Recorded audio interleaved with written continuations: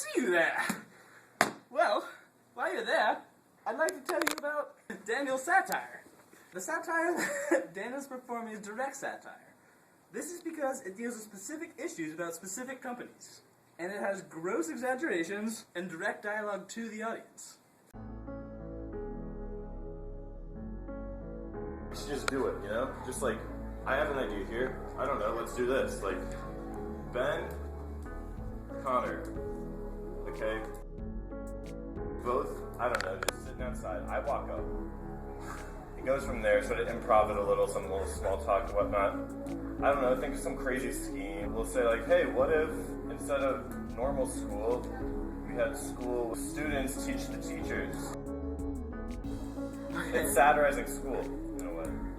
We go in, and we kind of take all the teachers, corral them up, get them in a little room, one room, and we go in, teach them. What are we going to teach them? Teach them what it's like to be a kid. Teach them what it's like to have teen issues, teen stuff going on. Teach them about what it was like. Now, like, they're not kids anymore.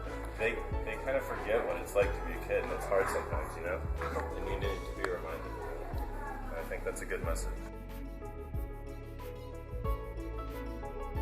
What do you think about social networks? Well, you log on, first off, with your password that you can barely remember because you had to change it 3 times to prevent either A, your mom getting on your account, or B, because FB thinks that you don't even go to this school. You have to give them a new email address every 2 weeks. So barely remember your password. You go on and you look at this thing called Facebook and it's like, what even is this? I went on you last week and now it's a whole different thing. You got pictures of people's faces all arranged in like a star on the left-hand side and you like scroll over them and pops up these weird little noises going everywhere. And then like, you got some guy on there posting like a video of him eating marshmallows. Everybody's commenting like, bro, dude, let's go get some marshmallows later. Okay, when you look at a friend request, you click, it's like, Jeremy Sutherland wants to be your friend. It's like, who are you, guy? I can't see your picture. I click on your name, but it says like 2.5 mutual friends. I can't see your stuff, and it's like, you want to be my friend? Why don't you get to know me first, okay? I can't just click accept on that and just plunge into that kind of relationship just all willy-nilly, not even knowing what I'm getting myself into. And it's like, sort of networks is what they're doing to relationships. It's like, when you have a relationship and like you don't even know the person, it's like there's some name on a screen and you click on them. If you think about it, it's like, that's how you talk to someone on the internet. You click on their name. If you did that in real life, you just like said, hey, I'm gonna talk to Ben, click. No, that doesn't work. You have to go up, you have to shake that guy's hand. You have to shake his flesh and blood hand.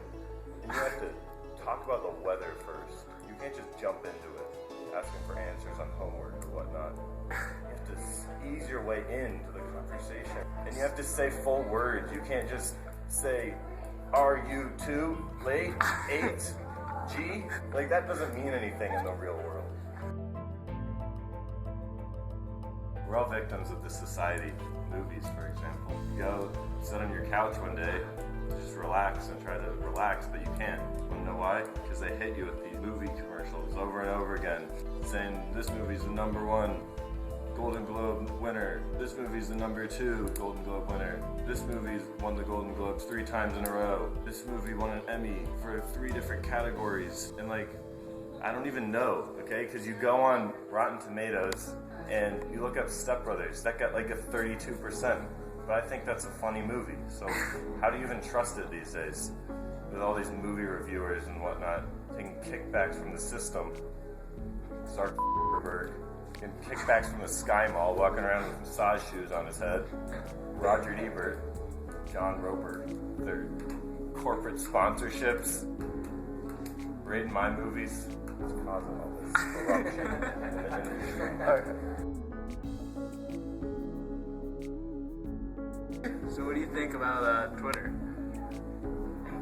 Twitter is another example of a social network. Okay, it's cool because I'd say they're unique in that their logo is a bird because, for example, Facebook's logo is the letter F because face starts with F. So I'll give Twitter that. They were unique in having it be like a bird and like a bird tweets, and it's like, oh, we're all gonna be birds and tweet, but tweet actually means say random like, hey guys, just took a dump. Who wants to see this pic of it that I'm gonna post up here? Then everybody's gonna retweet that. It's like, oh, favorite, like, add, like, what's up with the pound key calling it a hashtag? It's like, what even is that? Like, I can understand calling it like a tic-tac-toe tag or something, or like a Foursquare tag, but what's a hashtag? It's like, the only reason I could think of that is like, I don't know, to represent drugs. Like, I don't even know about that.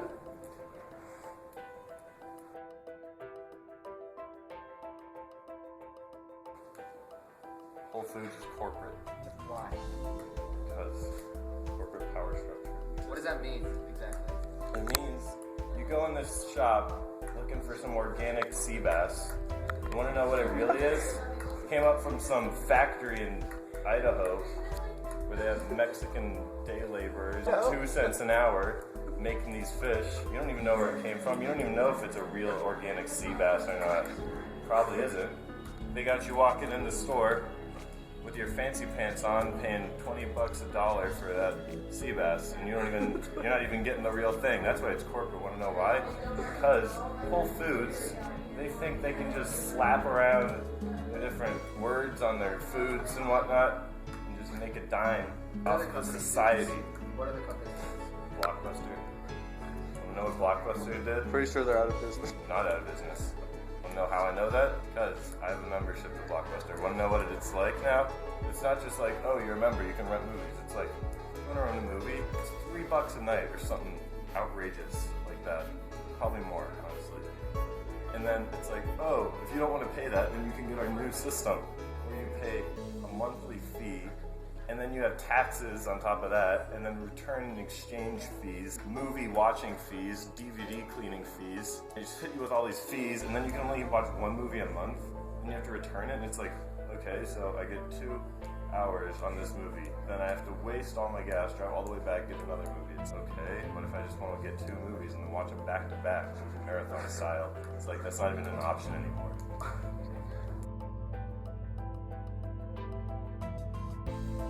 I pull up to the gas station. I don't even know which side my gas tank's on, first off. So I gotta pull around, there's a car coming, I stop, I reverse, I flip around, go outside, back into the road, all the way around the block, come back in from the other side, go to a different pump because some assholes took my pump. Get out of the car, can't open the gas pump, go back in, find the car's manual, go to the index, search gas, that doesn't have anything, search tank, that doesn't have anything, search gas tank, find it, page 202, flip to page 202, see, oh, you have to push the little button. What button? There's no button over there. Oh, it's to the left of the steering wheel. Push the button, go out, unscrew it, and then what happens then? I have to choose a gas. It's like $3.03 or something. It's like, I don't know what that is.